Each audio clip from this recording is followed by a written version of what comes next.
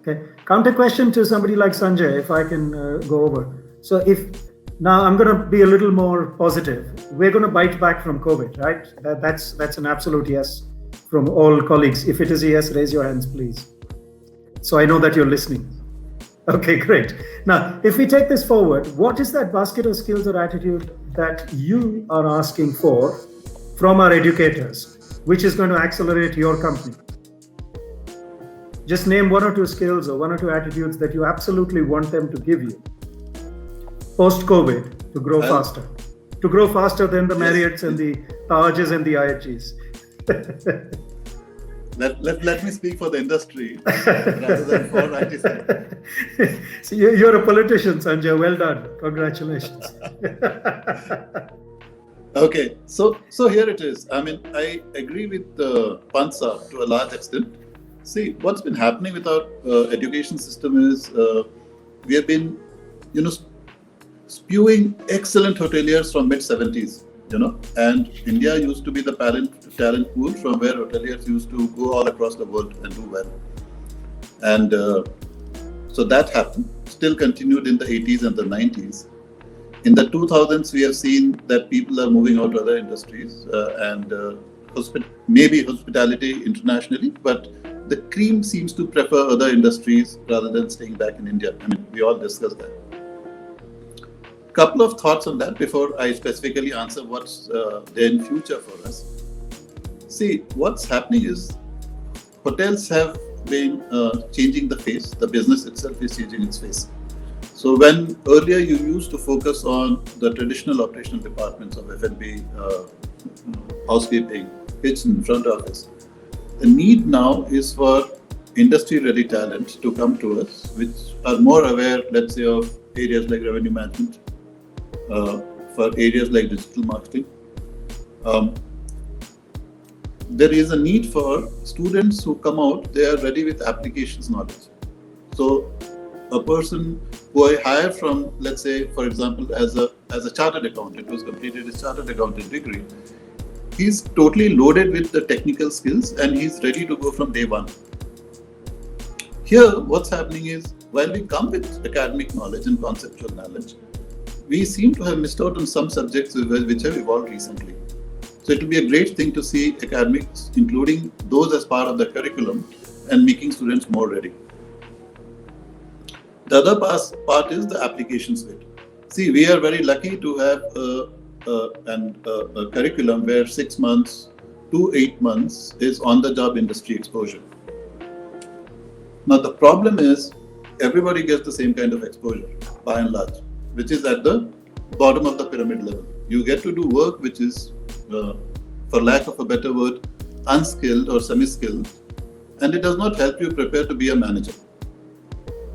So maybe for us, we need to look at 2 or 3 tiers of students that we take in for this on-the-job exposure. The top tier obviously would be selected to become future managers, future general managers, etc., and you start very early. The next tier could be the people who come in at an application level, so your F&B executives and so on, your future F&B executives. So you give an exposure of that kind. And then, of course, there's the bottom tier, which is skill-based, and so on. So I think for us, both as industry people and as academics, we need to think this through. Again, supporting Pansa, 20,000 passing out every year with hotel management colleges. All chains put together, we hire 500 management trainees in a year. So what happens to the balance 19,000 and odd who have studied to be managers, but the jobs which are available are those of stewards and so on. So yes, so having said that, in future, what I see, Yati, is happening now, we are trying to retain the Indian warmth, the Indian hospitality, which it's been famous for, but the contact is going to be less. And that inevitably translates to a lot of technology, a lot of AI-based interventions, a lot of IoT which is going to come in, a lot of remote working which is going to come in. So if I had to ask one thing of academicians where they should start getting students ready, is to start educating them on technology applications which are going to be forerunners. I think all the contact that we used to have, which used to be physical, in person, is going to move offline to a large extent. And our students need to be ready with that. The good thing is, they don't come with a baggage of us hoteliers who have spent decades in the industry, where looking at a person in the eye and giving a smile in person is what hospitality is, right? So if that's the case, I think the students today have a huge advantage that they're coming into an industry which is fast changing, which is going to be more technology driven, more remote driven, retaining the same warmth. So I think this lack of baggage is going to help the students, current students, do exactly what you're talking about, coming back with a bang.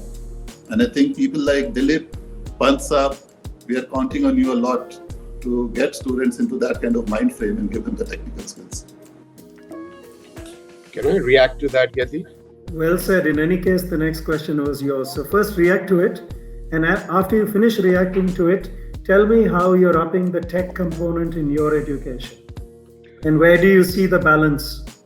Yeah. Because yes, I want the tech, like all of us are going to use less touch, but how do I make the touch a premium connect? Yeah, so, I think coming to what Kamal said a little earlier, indeed, our programs are a 4-year degree. You were the one responsible for having us certified as an EHL school. When you look at the stats of EHL, you look at the stats of IHM Pusa, I think each year, lesser and lesser students are opting to go into mainstream hospitality. Even if they are going into hospitality, they don't want to go into operations. They want to do, as Sanjay said, revenue management or digital marketing or some of those kind of things, right? The reality is that our education is creating transferable skills in people, which should allow them to be mobile across sectors. We're a very young institution. Our students have just, one batch has done internships, but we surveyed them when they came back, and less than 30% of them said that they want to work in the hospitality industry and be a general manager. Many of them aspire to be entrepreneurs, techies, startups, all those kind of things as well. But again, I come back to it. Do we have the complex saying, oh, we should only prepare students for our industry?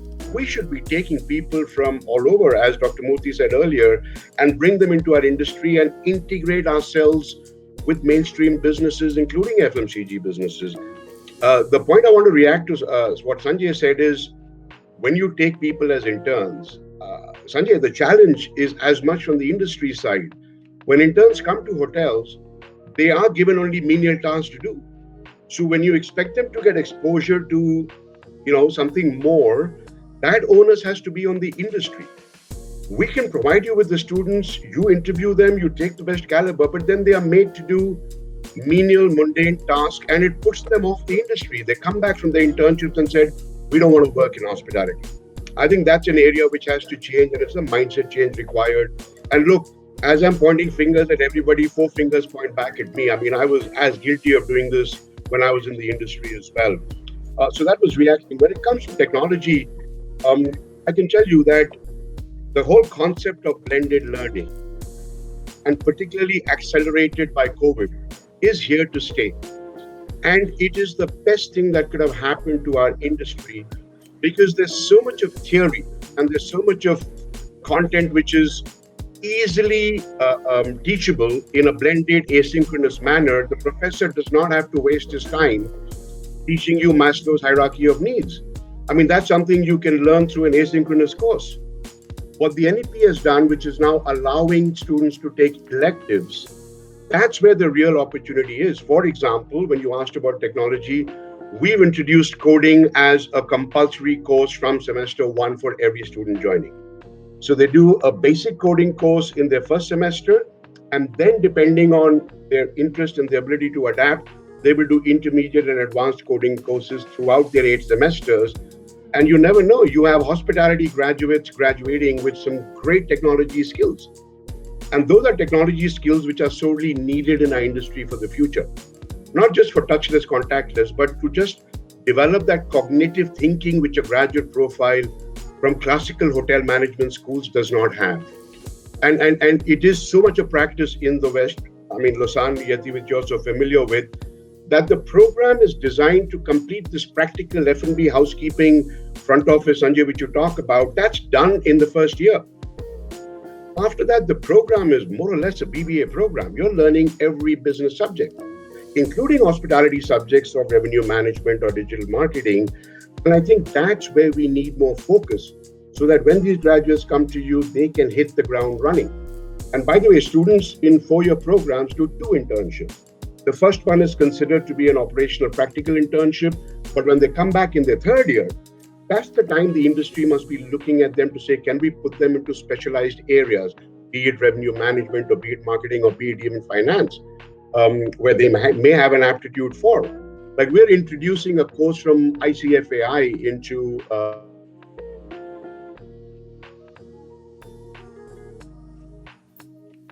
I think he had an electricity blowout. We've lost him, but he looks pretty. We'll carry on and we'll come back to Dilip as soon as he's on back connected with us. But a quick question to you, Rajesh. I mean, we've talked about the doom and gloom of losing jobs. We've talked about talent or people getting retrenched and coming back. When do you see the reverse happening? Because and then of course to our colleagues in India, when are we going to go get jobs back into the GCC to begin with, and into all parts of the world after? I think, Yati, before I come to that question, I have been making some aggressive notes as I've seen Go for it. The panelists talking. First I want to talk about the fear of losing talent to other industries. Personally, I think it's a very good thing to have. It keeps the industry on its toes.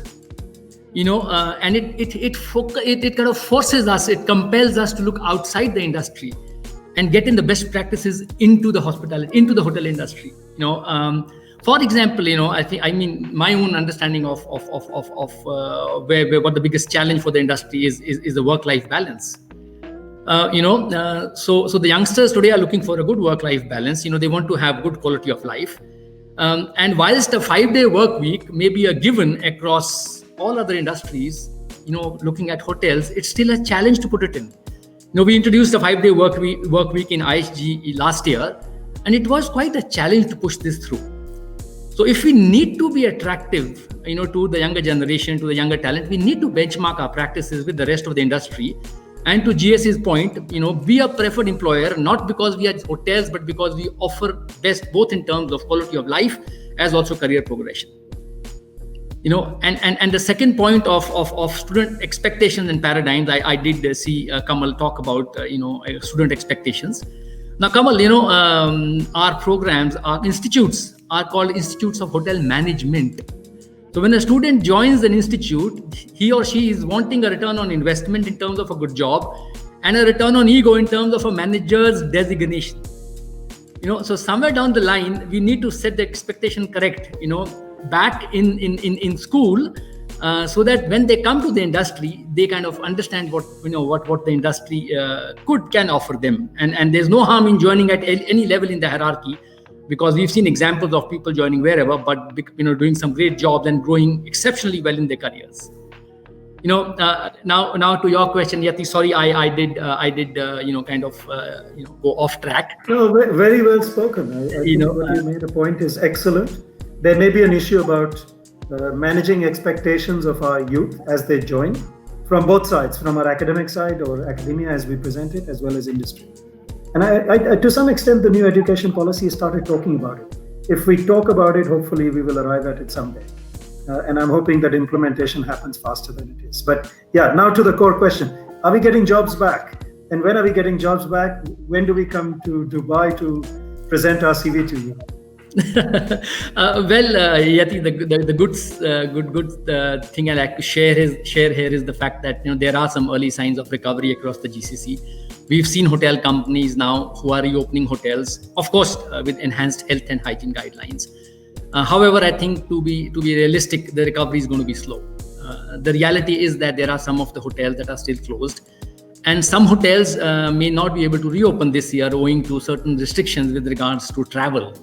Local restrictions. Another challenge, I think it's important to talk about another challenge here, is the fact that, given the slow pace of business recovery, hotels and companies, across industries now are focusing on rationalizing their operating costs. They are focusing on workforce optimization, on efficient talent management. And this would then mean that in the existing hotel estate, I will repeat, in the existing hotel estate, there may be lesser jobs tomorrow than they were in the pre-COVID era. However, I would not leave it there. Needless to say that hotel companies, and IHG including, are continuing to sign new hotels and open new hotels, and thus there are opportunities being created across GCC and across India. In India, in the last quarter, we've opened 3 hotels. So whilst there may be talent losses from the existing estate, there are opportunities that are coming up as organizations are expanding. Coming to you, Gurmeet, you very well said. In fact, I have an old batchmate of mine who opened a hotel which is part of your flag in Calcutta. And he sent us pictures saying, I opened it and I don't care, and it's going to stay open. And when I asked him why, at this time, he says, I'm tired and I don't care. Let COVID be, my associates have to get going. Of course, with due safety precautions, etc., etc. So that was to some extent, fatigue creeping in and saying, now we will take our destiny in our own hands. Off to you, Gurmeet. You had something to say, Captain Saab?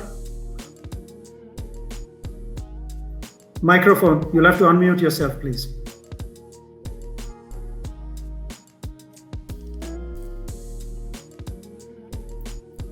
You'll have to unmute yourself, please, Gurmeet. We can't hear you. Okay, we've lost him. Dilip, we'll go back to Gurmeet. He seems to have connectivity issues. You're back. So take up from where you were, please. Microphone again. I'll quickly complete the technology that I was talking about. So the blended learning is here to stay. I think it's a real opportunity for students, for industry, where you can do part of your entire curriculum, part of it in campus. So in campus, you do all your practical studies, but you can clearly have digital modules to teach you almost every other subject. Institutions must create the infrastructure for virtual classrooms. We already have it. We spent inordinate amounts of money in building up our server space and capacity.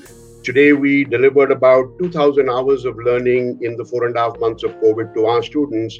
Every single session is recorded and available to students to refer to when they want to go back to that subject, even though they've learned it online.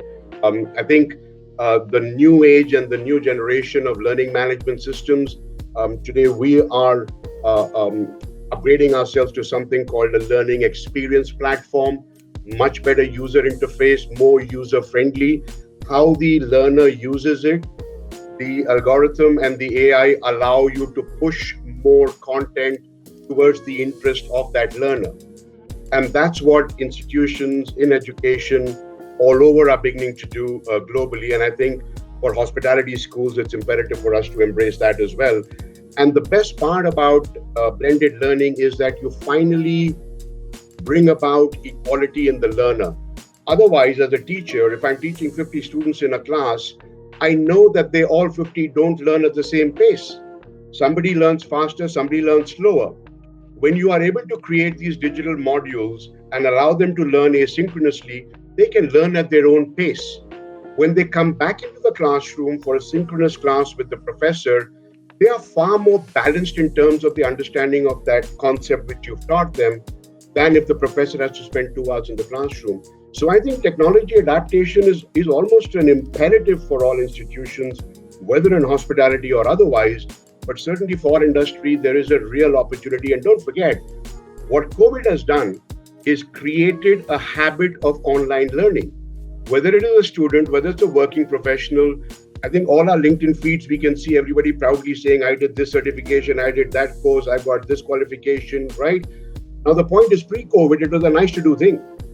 During COVID, it's become a necessary to do thing. And I think that habit will remain. And how brilliant is that? Because it will mean that we can all continuously learn through our careers. If a student's adapted to online learning as a student, as a working professional, he or she will continue to want to consume more learning online.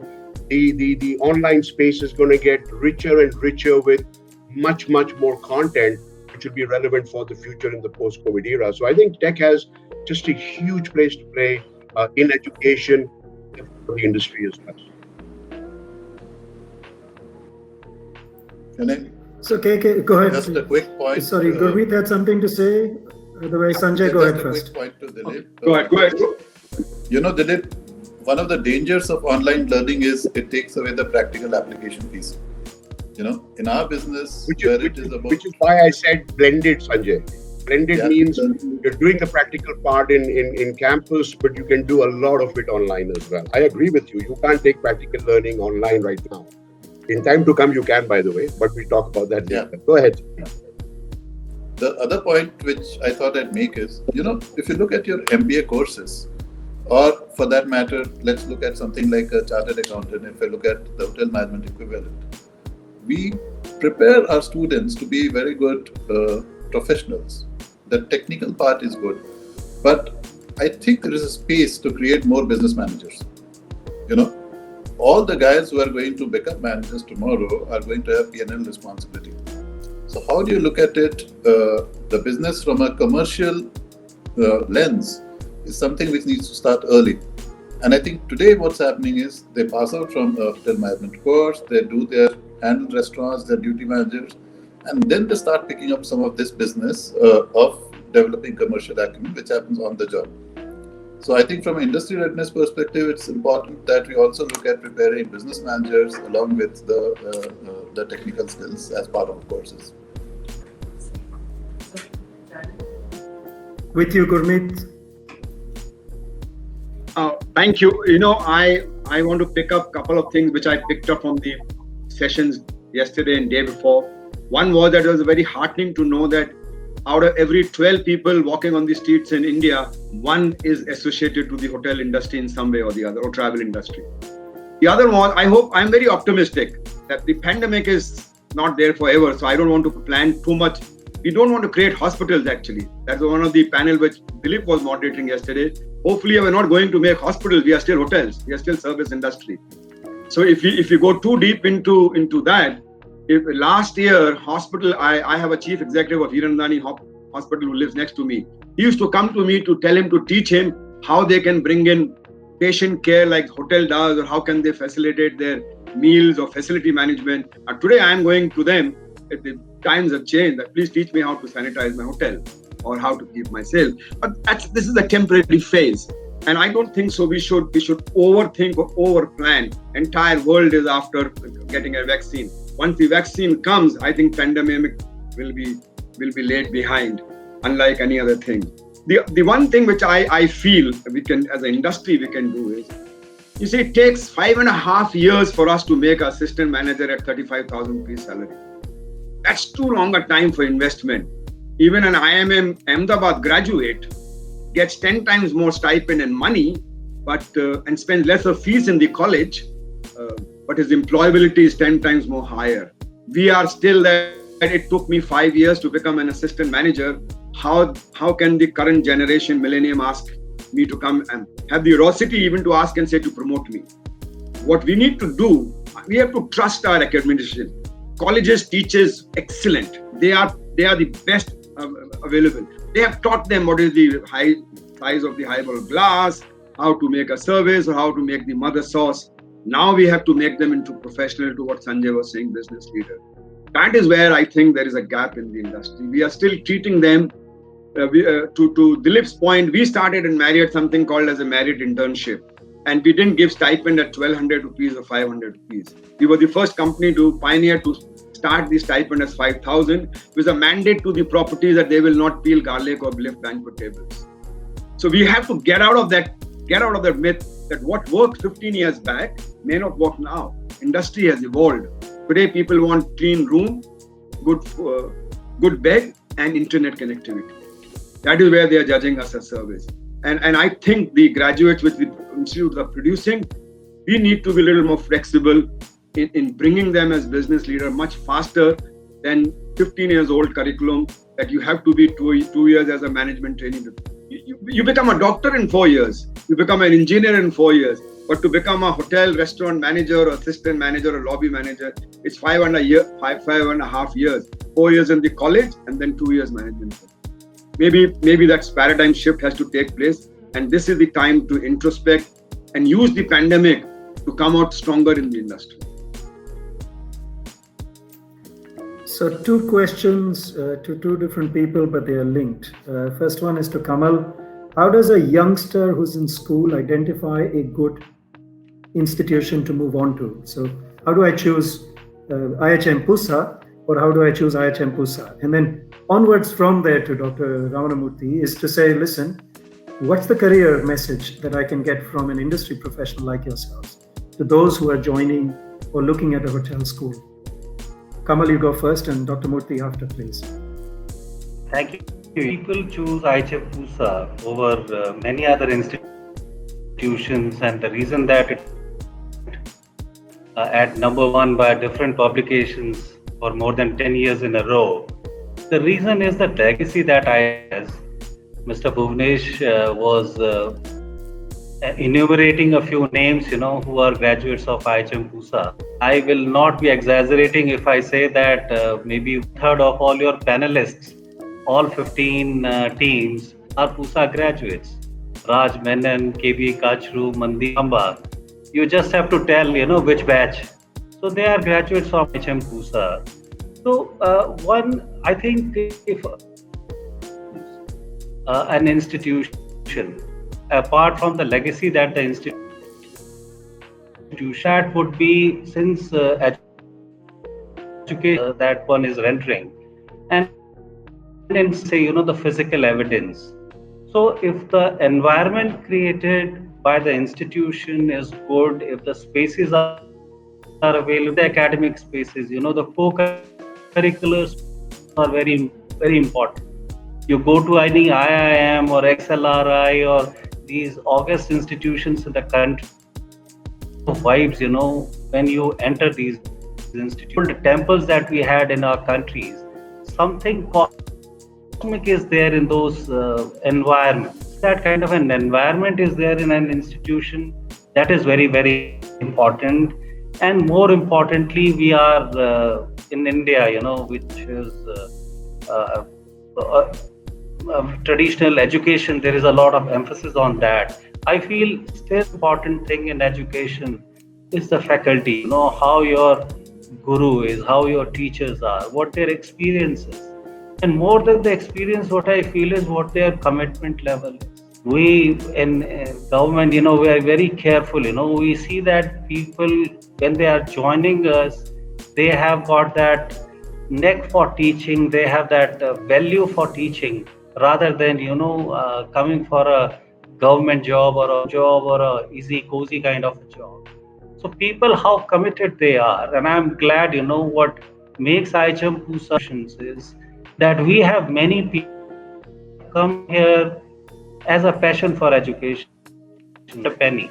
I still have some people from this place, and they say, well, if you want us to fill it, we are ready.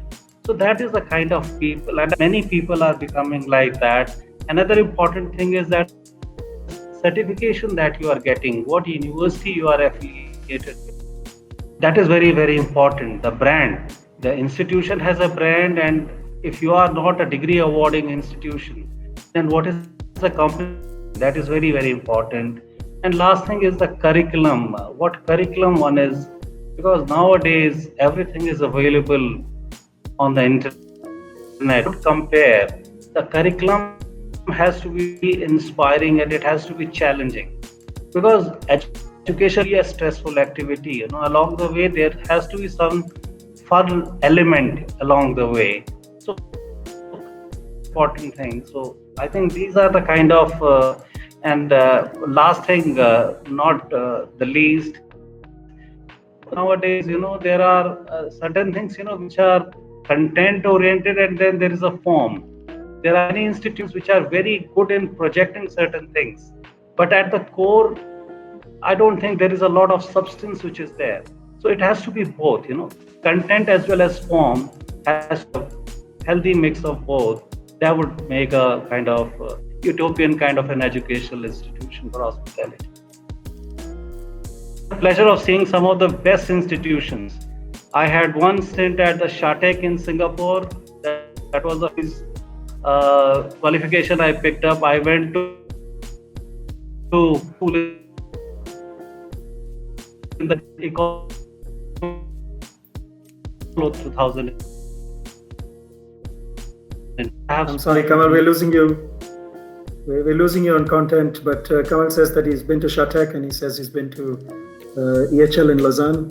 And I know that, and we've seen him because I know both of these institutions at some stage or another. Yeah. Kamal, we'll hold you for the moment because of connectivity, and we're short of time. So, Right. Last question to Dr. Ramanmurthy. What's your message to youngsters who are thinking of going to a hotel school? Is this worth going, not going? What should we do? Yeah, no, I just want to say that whatever we are experiencing now, the COVID scenario, this shall pass. This is momentary. It could be there for 6 months, a few more years than 6 months, whatever. So my message is first to the parents of the students. See, I have seen that many of the parents don't really aspire to send their kids to hotel management institutes. My message to them, if you want your children to be good human beings, humble, well-groomed, with best of behaviors and with best of career going forward, I think you must be sending your students to the hotel management institutes. As regards the students, again, I would say that this is momentary and this is seen as an opportunity by the industry experts, whether it is academicians or HR people or the business heads. We are all seeing this as an opportunity, and we want to build several other aspects, whether it is executive education or business acumen, and we will be competing with any other industry in future. That is what we are gearing up to. So my advice to the students is just come and join in any of the institutes and make your career in the hotel industry. And the final one to the industry, it should not remain just as a talk show. We all should, come together and work towards taking this as an opportunity and creating a better future for the talent in hospitality industry. That's what I would Very well say. said, thank you. And I think he speaks on behalf of a lot of us, saying this is a fun industry. We've thoroughly enjoyed ourselves. For those of us who've done a few years in the game, I think Gurmeet started it off early by saying how much fun he's had. I'm opening up to questions. Burnesh, are there any questions that are coming in from the audience? If there are, we can take them on now. There is this question, lockdown is a watershed time across industries, not just hospitality. Point is, hospitality along with F&B is one of the largest employers. Isn't it time for HR heads across domestic and international chains to come together as one body, create a pool of the employable so that job losses are mitigated and kitchen fires keep burning? Would you want to do that as a group and bring others in? That was a good question. I think Dilip started the ball rolling on this earlier, where he says we could create something. And most of our industry colleagues kicked in and said, yes, great idea. Anybody else wants to contribute to that? Any more words on that area? Go ahead, Major sir. Well, Yati, I'll come in here. Like I did mention that each one of us have our own alumni networks and our stay in touch programs. I think we need to look at a platform where all of us can come together. And how do we interface all these alumni networks? Because the end objective is to kind of go look beyond our own companies, and even beyond the industry, and look at broadly what is it that we can do, for the workforce that today needs our help. Talk to us at ISH, we can help you. He's marketing again, be very careful of him. But I see, Bhuvnesh, this may be a message for you, because on your screen it says you're CEO of BW Communities, and what we're talking about is creating a community.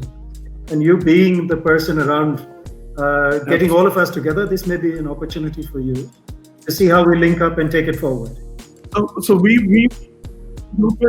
I can do a job fair over here. So I could do anything, use my reach, use my platform. You tell us and we'll be there. I mean, I would only be too happy to. That's a great suggestion. So let's keep that, and we see how we build on this as we go forward. Any other questions? I see something else. So that's about it. My next session is running. You may want to sum up the session. Good. So first and foremost, I'd like to thank these 6 superstars for their time and for their words, each coming from a different angle, but pretty much saying the same thing, that this COVID is a blip. Talent is permanent and talent is precious. And as we see this We will bounce back, talent will bounce back, but be very careful. If you've treated your talent with values, even on the way out, they will look for those values and come back faster to you. So building value-based organization seems to be the big message coming through, which is where they are driving it. Great message from Dilip to say, let's create an exchange, but also let's create a method where we mainstream hospitality education onwards, not just for our industry, but for everybody to prosper. And it's absolutely true that here is an industry which I've enjoyed all my life, where we have huge, focus on soft skills. And in the next 10 years or 15 years as we go forward, that whole soft skill component is going to shine. The rest, hard skills, are going to be outsourced to robots. So, keep enjoying the soft skills, celebrating them, and the future is only looking better and better soon as we get over with the COVID blip. That's it. Thank you very much, gents. Thank you for your time. Thank you to you, Yati, for doing So, it. very much. I think it's been an amazing session, and I'm sure everybody on the screen will agree that Yati has been a brilliant moderator. Great. He's held the session 10 on 10. You're kind. Thank You're you a very rock much. star, Yati. Very well Right. done. Very well done. Together, right? Extremely good moderating. What an anchor! That gives me ideas. I shall do more with you. Having said that, we have the best, the very best 10 on 10 stars, as Yati said, of our industry. HR, I couldn't have asked for better, with Dr. Ramana Murthy, Sanjay, Major Chauhan, and of course Captain Gurmeet Singh. You don't get better HR heads than these in our industry. Sure, I'm sure there are others, but these guys are brilliant, right? I'm sure everybody is looking at them. And then amongst educationalists, we have the best from the government education, right, which is the IHM Pusa, and today budding star of the private education industry in Dilip Puri. Thank you, gentlemen, for sharing space with us. God Thank you very bless you. much, Thank Mr. you. for having us Bye-bye. here.